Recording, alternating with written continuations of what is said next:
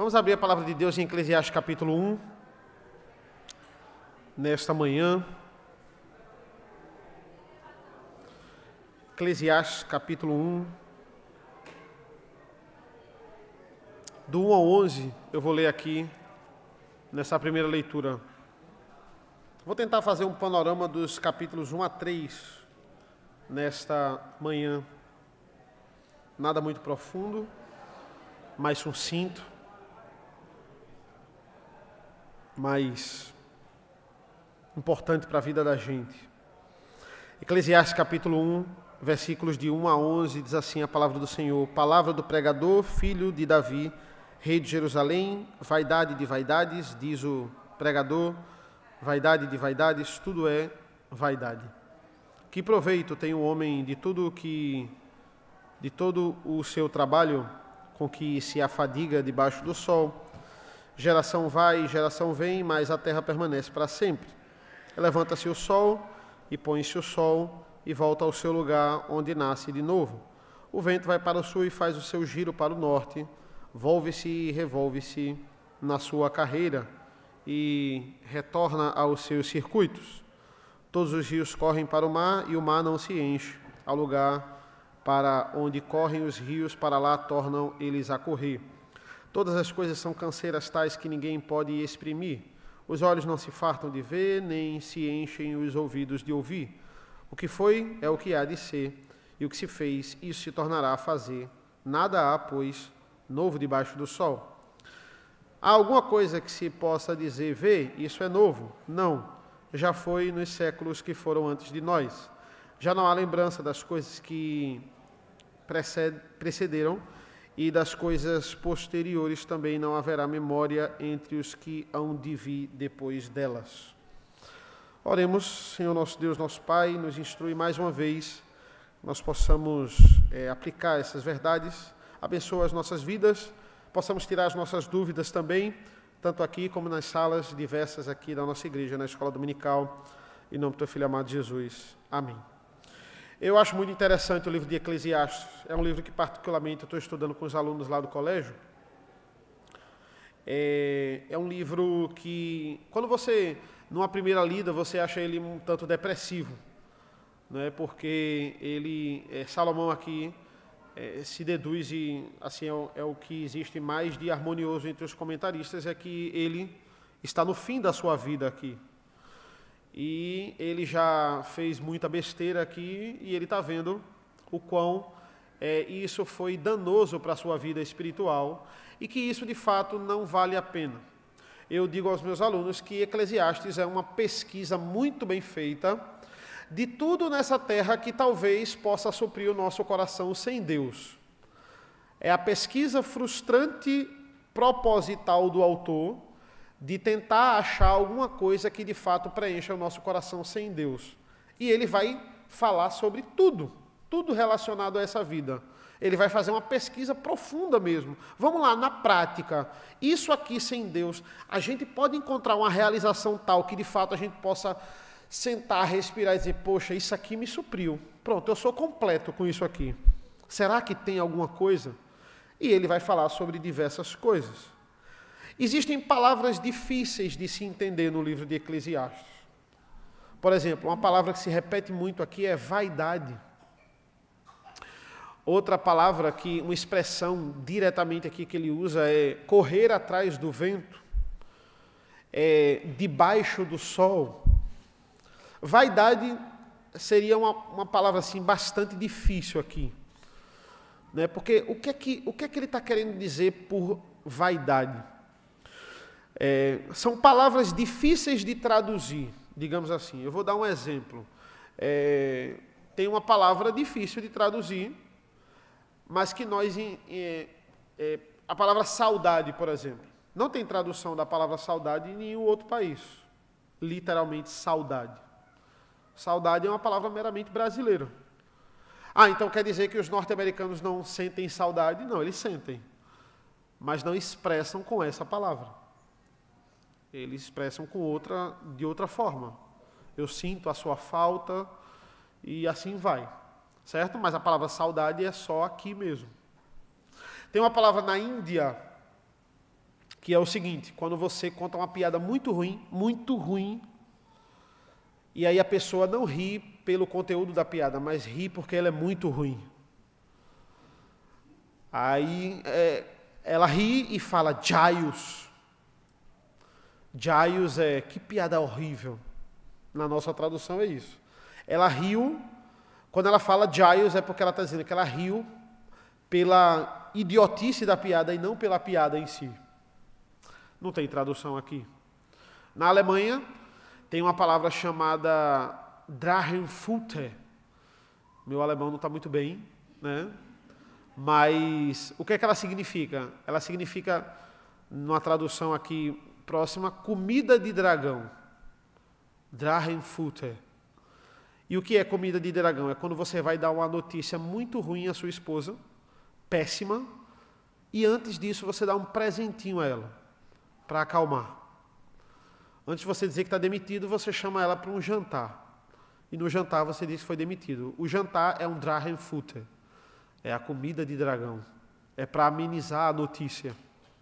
É uma expressão bem pejorativa, mas é uma expressão comum e não tem tradução aqui. Palavras difíceis de traduzir. O que é que ele está querendo dizer por vaidade? O que seria vaidade? Passageiro. Efêmero. Né? Qual é a tradução direta para vaidade? Oi? Fumaça, exatamente. Quando ele fala, por exemplo, correr atrás do vento, é isso. Olha, isso é correr atrás do vento. Eu estou tentando, pegando as palavras da nossa ex-presidente Dilma, né, estocar vento. Estou tentando estocar vento. Será que eu consigo estocar vento? Será que eu consigo pegar vento com a mão? Quando eu faço isso, é a mesma coisa de eu estar pegando vento com a mão. É inútil. Eu não consigo. Né? Mas no hebraico é interessante essa tradução tradução né? Quer dizer Abel. É traduzido por Abel. Uns falam até revel. Mas a tradução literal é Abel. Abel significa vaidade. Né? E interessante, você vê, Calvino mesmo vai dizer isso. Ele vai dizer, olha, existia um favoritismo entre Caim para com Abel, porque o nome de Caim significa adquirido do Senhor. Esse é o significado de Caim, né? É a crença ali que Eva achava que ali diretamente já era o Salvador. E o outro filho, você bota o nome de vaidade. Né?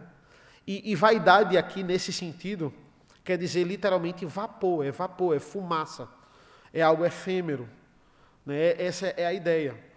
Pensar nisso é vapor, pensar nisso é fumaça. Não tem como você controlar. Né? Quando você vai para um lugar frio, aquela fumaça que sai da sua boca, né? Não tem como você... Veja, ela sai da sua boca, você vê ela ali, ou você vê numa filmagem que estava saindo da sua boca, ela se esvai e acabou. É algo muito passageiro, não é duradouro, é efêmero. Essa é a ideia aqui de vaidade, quando ele diz vaidade de vaidades, versículo 2, diz o pregador, vaidade de vaidades, tudo é vaidade. Versículo 4 a 11, ele está falando sobre a monotonia da vida. Ele vai dizer, olha, geração vai, geração vem, mas a terra permanece para sempre. Olha, existe um governo corrupto, aí você está votando em outro para tirar aquele governo corrupto, mas aí aquela pessoa que você está colocando as suas fichas e esperança toma o poder, mas começa a fazer algumas coisas erradas e cometem os mesmos erros do anterior ou novos erros, e aí agora as pessoas lutam para outro governante porque esse vai salvar a nossa nação. Depositando a nossa confiança em salvadores, em heróis, como eu falei. E é assim, é tudo a mesma coisa. Pegue Revolução Francesa, pegue Revolução Russa, é a mesma coisa. Quantas vezes na minha aula eu confundo Hitler com Napoleão, porque eles cometeram o mesmo erro histórico. Invadir a Rússia no inverno. Não é uma boa ideia. Certo? São os erros que eles vão... Ele vai dizendo, ó, geração vai, geração vem, tudo permanece para sempre. E ele está falando da monotonia da vida. Olha, o sol é a mesma coisa, ele vai... Mas quando a gente olha numa perspectiva apenas debaixo do sol, feito ele diz, numa perspectiva apenas terrena, se ele está falando que esse mundo é terrível debaixo do sol, debaixo do sol, debaixo do sol, é porque já nessa expressão ele está mostrando o outro lado. Se tem um mundo debaixo do sol, é porque tem um mundo acima do sol. E o mundo acima do sol é diferente desse mundo pecador aqui. E ele está dizendo, quando você pensa numa perspectiva debaixo do sol, realmente é tudo monotonia. Eu acho engraçado, tem um comentarista que diz assim, quando você lê Eclesiastes, parece que você... a sensação é de um livro, que é como se você estivesse lendo numa segunda-feira de manhã. Essa é a sensação, da segunda-feira de manhã. E parece que quem escreveu Eclesiastes só escreveu numa segunda-feira de manhã também. Né? Quantas pessoas elas só vivem pelo final de semana? Só existe vida para as pessoas na sexta, de 6 horas da noite, e acaba a vida para elas de meia-noite do domingo para a segunda. Não existe vida numa segunda-feira. A gente tem que encontrar beleza na segunda-feira, na terça, na quarta, todos os dias, para a glória de Deus. Mas propositalmente Eclesiastes é frustrante mesmo. Ele quer nos mostrar, se você pensar numa perspectiva apenas debaixo do sol, é tudo monotonia mesmo, nada vai mudar. Aqui nada vai mudar, tudo vai se repetir. É uma repetição de pecados, a gente fala muito isso, o pecado não é criativo. São os mesmos pecados, só que pessoas diferentes cometendo ele. Mas são as mesmas atrocidades. A sua perspectiva em relação a Eclesiastes e em relação ao mundo, ela tem que mudar, porque a gente não vai passar a vida toda aqui. A gente vai viver numa realidade acima do sol. Olha o capítulo 2. Capítulo 2, versículo 1. Diz assim: Disse comigo, vamos, eu te provarei com alegria, goza, pois, a felicidade. Mas também vi que isso era vaidade. Do riso disse, é loucura, e da alegria, de que serve? Resolvi no meu coração dar-me ao vinho, regando-me, contudo, pela sabedoria, e entregar-me à loucura, até ver o que melhor seria que fizessem os filhos dos homens debaixo do céu, durante os poucos dias da sua vida. Empreendi algumas obras, edifiquei para mim casas, plantei para mim vinhas, fiz jardins e pomares para mim, e nestes plantei árvores frutíferas de toda a espécie. Fiz para mim açudes para regar, com eles o bosque em que reverdenciam as árvores. Comprei servos e servas, tive servos nascidos em casa, também possuí bois e ovelhas, mais do que possuíram todos os que antes de mim viveram em Jerusalém. Amontoei também para mim prata e ouro, tesouros de reis e províncias. Provi-me de cantores e cantoras e das delícias dos filhos dos homens, mulheres e mulheres. Engrandeci-me e sobrepujei a todos os que viveram antes de mim em Jerusalém. Perseverou também comigo a minha sabedoria. Também enquanto desejaram os meus olhos, não lhes neguei, nem privei o coração de alegria alguma, pois eu me alegrava com todas as minhas fadigas, e isso era a recompensa de todas elas. Considerei todas as obras que fizeram as minhas mãos, como também o trabalho que eu, com fadigas, havia feito. E eis que tudo era vaidade, correr atrás do vento, e nenhum proveito havia debaixo do sol. O que é que Salomão está dizendo? Ele está dizendo assim, eu tenho respaldo para dizer a vocês que nada nesse mundo vai saciar o coração. Porque eu provei de tudo isso. E eu queria provar, eu gostava. E os meus olhos desejavam cada vez mais. E entenda, Salomão é o tipo do rei que tudo o que ele desejava, ele tinha. Imagina uma pessoa assim, devia ser alguém que gostava de muitas festas, queria promover festas. Eu tentei me dar o vinho. Vamos lá, eu vou ter alegria bebendo vinho. Eu quero o vinho lá da Ásia, um sabor diferente que acharam. Iam lá e pegavam para ele. Ele tinha a mulher que ele quisesse, aos pés dele. Para a quantidade de vezes que Salomão casou, ele não só casou com israelita. Eu agora quero casar com uma asiática. Eu quero casar com uma africana, eu quero casar com uma de origem, de descendência europeia. Ele ia lá e conseguia. Tudo o que os meus olhos desejavam, eu tinha. E a conclusão dele é, tudo é vaidade. Tentar suprir o coração com essas coisas é pegar fumaça com a mão. É a mesma coisa que pegar fumaça com a mão. Né? E veja, aí parece que ele está se contradizendo. No versículo 24 do mesmo capítulo. Parece que ele está se contradizendo, porque ele está dizendo agora, veja, do nada ele está acabando com tudo, olha, nada disso supre, não tem nada que a gente possa aproveitar. Aí ele vai dizer no versículo 24, não há nada melhor para o homem do que comer, beber e fazer com que sua alma goze o bem do seu trabalho. No entanto, também vi também que isto vem da mão de Deus. Ele disse que viajar, esse negócio de festa, de beber, é tudo vaidade e nada disso traz alegria. Aí ele vai dizer aqui no 24, não, mas você pode fazer isso, né, desfrutar do seu trabalho. Eu vi que isso de fato vem da mão de Deus. E ele fala muito sobre trabalho aqui também no capítulo 2, né? A vaidade do trabalho. E aí, ele está se contradizendo ou não?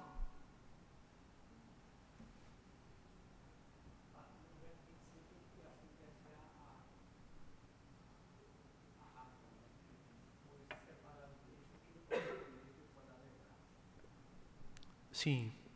Ele vai dizer, né? Festa, bebida, isso aí nada traz alegria. Aí no 24 ele diz, não, você pode fazer tudo isso, mas não a parte de Deus. Perfeito. É isso aí. Veja, não é pecado ir para uma festa. A questão é, o que é que você vai fazer na festa? Né? Que tipo de festa é essa? Porque tem festas e festas. Né? Qual é a probabilidade de você pecar nessa festa? Então não vá. Né? Esse é um ambiente que você deveria estar. São essas as pessoas que você deveria ter comunhão.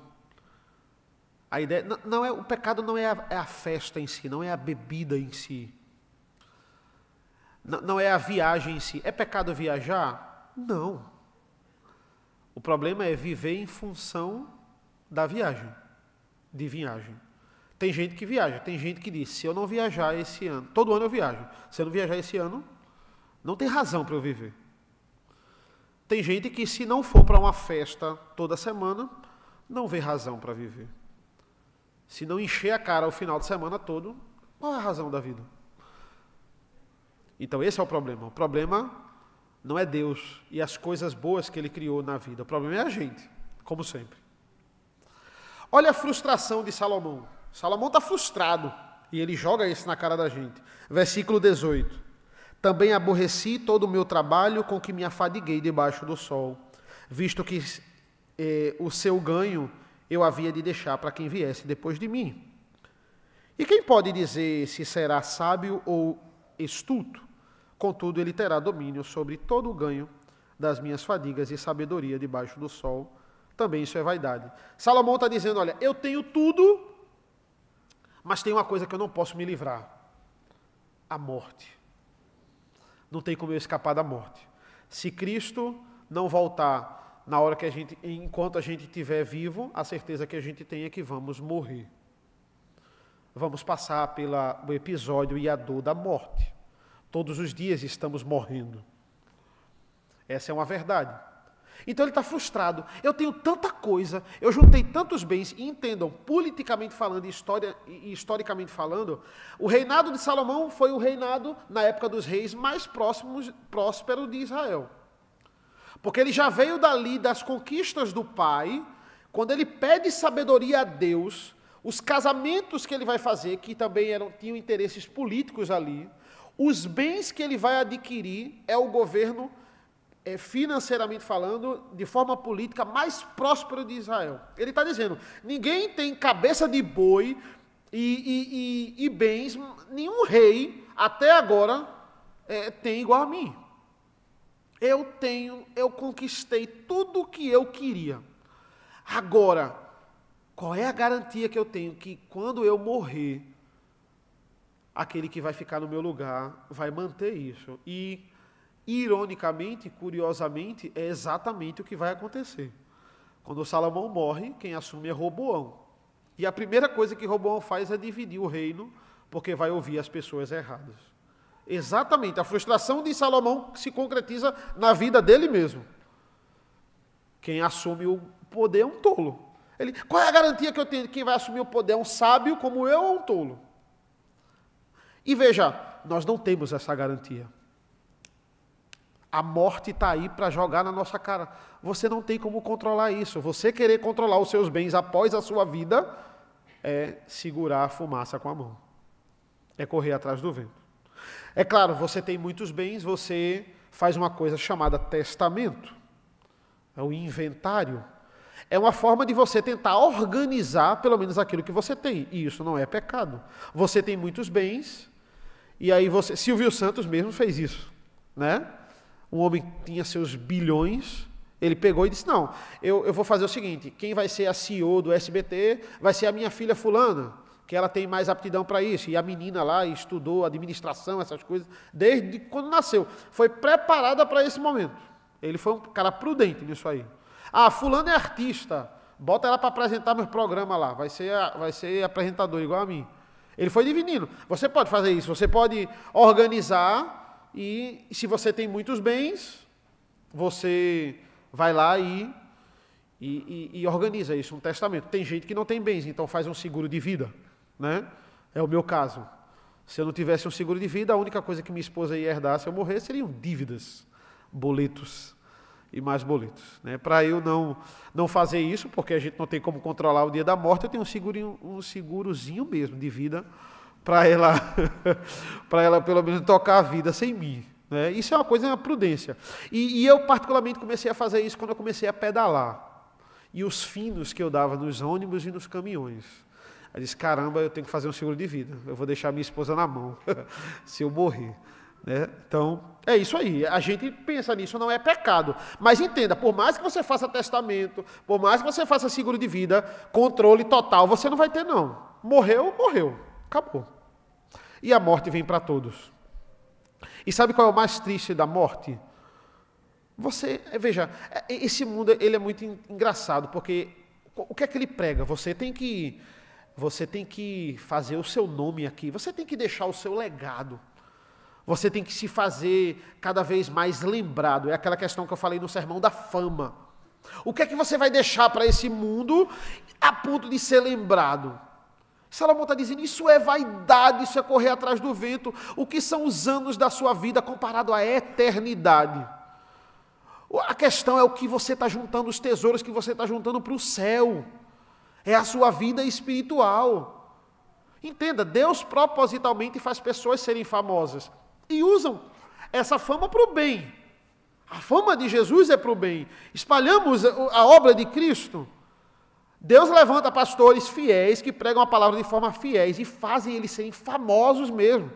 O Brasil todo conhece e escuta a pregação dessa pessoa. Glória a Deus. Deus tem um plano para essa fama. E, como eu falei no sermão, tem gente que é famoso pelas coisas ruins. Mas o foco do meu ministério, da minha vida, da sua vida, é ser famoso?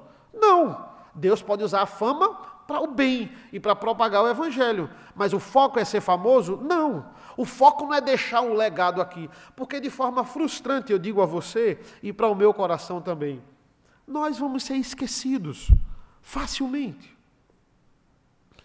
Compare as pessoas que já passaram por esse mundo e compare as pessoas que são famosas, que são lembradas. Salomão é lembrado, escreveu 3 livros da Bíblia, é citado em outros livros, ele vai ser lembrado. As pessoas que estão na Bíblia são lembradas. Algumas pessoas, veja, na literatura a gente diz assim, né? Você morre de 2 formas. Você morre em morte física, essa é na literatura, não é na teologia, né? Na teologia é morte espiritual. Mas na literatura, você morre de forma física e você morre quando a última pessoa nesse mundo fala o seu nome. Você morre na memória das pessoas. E eu vou dizer a mim e a você, a probabilidade é que a gente facilmente seja esquecido. Quer ver um teste prático disso? Qual é o nome do seu tataravô?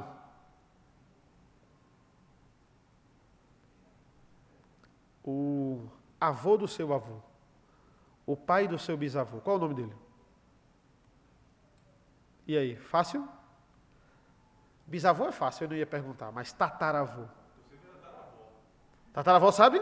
Qual é o nome dela? Era chamada Mãezinha, era Josefa. Josefa. Olha aí, Oi? Todo mundo deve ser João, né? Por que eu digo isso? Porque assim como a gente não sabe o nome dos nossos tataravós, os nossos tataranetos não vão saber o nosso. Vê como a gente facilmente é esquecido. Talvez a gente vai ser no máximo, estourando, uma curiosidade fotográfica. Vão querer ver a foto da gente. E talvez com as redes sociais isso seja mais fácil hoje em dia. E existe um grande dilema, veja, um fulano que morre e não deixou a senha dele do Instagram para ninguém. Como é que a gente cancela essa conta? A senha do Facebook. Morreu e não deixou a senha para ninguém. E aí você entra com algumas denúncias, mas é muito difícil derrubar a conta da pessoa. Tem que entrar com atestado de óbito, é difícil. Fica lá a pessoa como se ela estivesse viva. Talvez seja mais fácil os seus tataranetos lhe conhecerem, mas você não sabe o nome dos seus tataravós. Por quê? Porque nós somos esquecidos facilmente. Mas veja, querer ser lembrado, Salomão está dizendo, é fumaça, é vaidade, o que importa não é isso. É claro, veja, quando o Messi morrer, ele vai ser muito mais citado do que eu. Né? Ele vai morrer na memória das pessoas. Pelé, quando é que Pelé vai ser esquecido? Vai demorar muito mais do que quando a gente morrer. A gente vai morrer ainda, vai ser mais esquecido e Pelé ainda vai ser lembrado. Tem alguns que são mais lembrados, outros que são menos lembrados. E alguns que não são esquecidos, que de fato são famosos. Mas veja, eu tenho pessoas tão fiéis quanto Augusto Nicodemos, que não são famosas, estão lá no interior de Pernambuco, pregando a palavra da forma mais fiel possível, mas é conhecido apenas por 40 ovelhas, 30 ovelhas. Mas não importa ser famoso ou não, ser conhecido ou não, isso é vaidade. Salomão está dizendo, com Cristo, você pode desfrutar de todo o seu trabalho. A gente diz, não, o mundo é terrível, o mundo é violento, o mundo é feio, mas tem muita coisa bonita nesse mundo. Você que viaja, gosta de viajar, tem muita coisa bela para se ver nesse mundo. Tem muita coisa bonita. O mundo é ruim, mas o mundo é bonito também. E você pode usufruir disso, não é pecado, colocando tudo isso no seu devido lugar. Nós somos os únicos que sabemos ser felizes, que temos a fórmula para ser feliz. Os únicos. Porque a gente tem a revelação da palavra de Deus para colocar tudo que é bom no seu devido lugar. E não como idolatria. Só lembrando, em Êxodo, quando fala sobre como é que o povo de Israel começou a ser perseguido dentro do Egito. Sim. Que subiu ao trono um faraó que não conhecia José. Ele não lembrava de José. Não conhecia José. Já foi esquecido. Isso. Acabou a brincadeira. José é uma pessoa que deveria ser lembrada há mais tempo, pelo menos. Deveria ter um mínimo de reconhecimento, né? Pois é isso aí. Facilmente esquecido.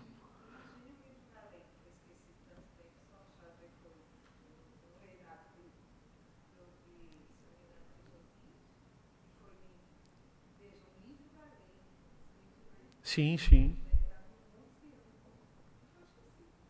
Esquecido. Né? Existem as literaturas, tudo, né? E o próprio livro mesmo, mas eu falo especificamente de pessoas, né?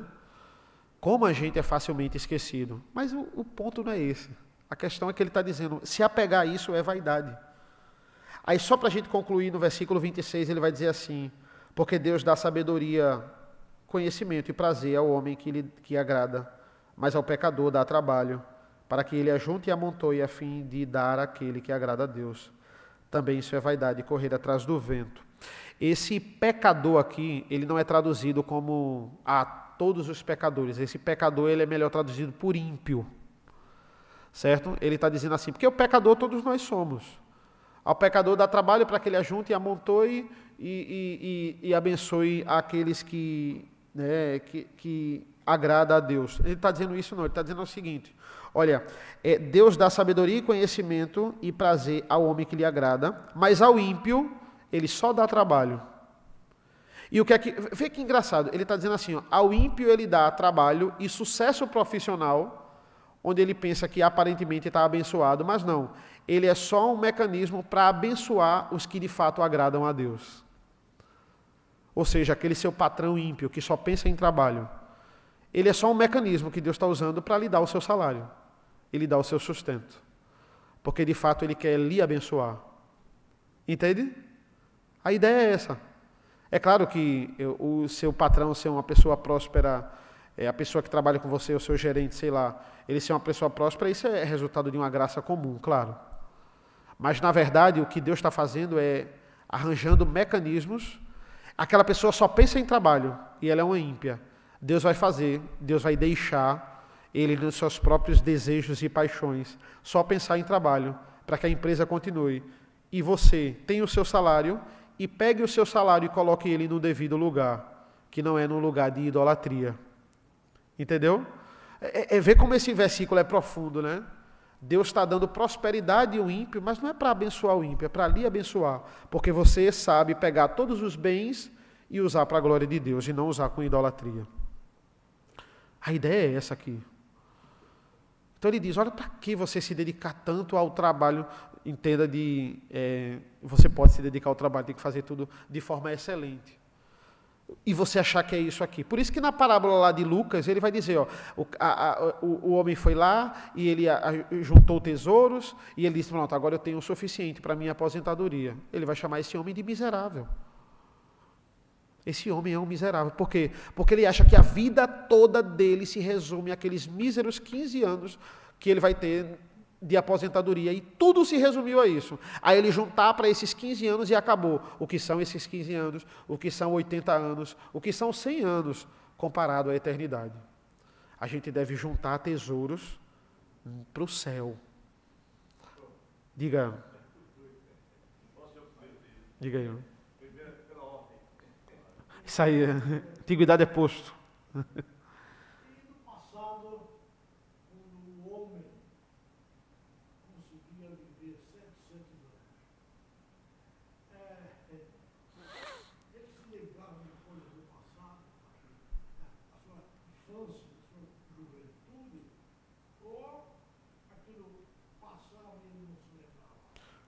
Essa é uma boa pergunta. Eu creio que assim, você, por exemplo, Adão mesmo, Eva, né, que viveram quase 1000 anos, né?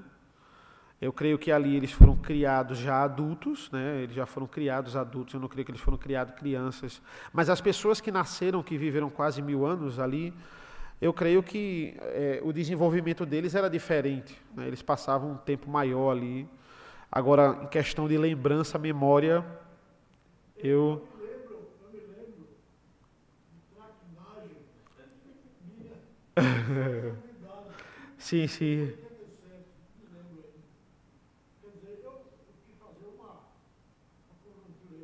Sim, sim. Eu acho que lembrava, é porque assim, eu acho que nesse caso o desenvolvimento também era retardado. Você, sei lá, era adolescente com 300 anos, não sei, né? Você fica começando a conjecturar, né? Você era adulto com 500, eu não sei. E aí começava, de fato, a esquecer das coisas com 700, 800, não sei. Eu acho que esse desenvolvimento também era retardado, né? Mas...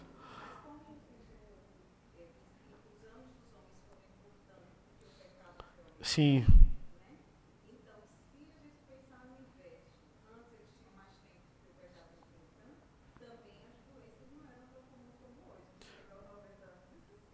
Isso, exatamente. 800, aí começava a esquecer das coisas. Ou não. Pois é. Uma coisa a se pensar aí. Releve. Isso, Eu já sou um homem de 900 anos.